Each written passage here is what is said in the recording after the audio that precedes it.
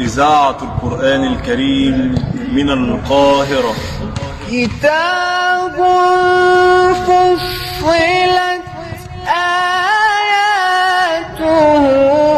قرآنا عربيا لقوم يعلمون بشيرا ونذيرا. قف على سنن المختار من نسب واجن البلاغة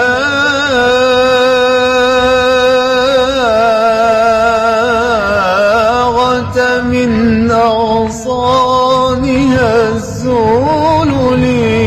بلاغة الرسول محمد أفضل الرسل الذي شهدت بفضله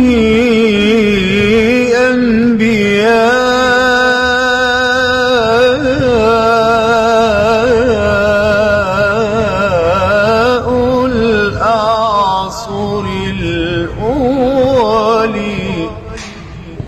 أفلا يتدبرون القرآن ولو كان من عند غير الله لوجدوا فيه اختلافا كثيرا.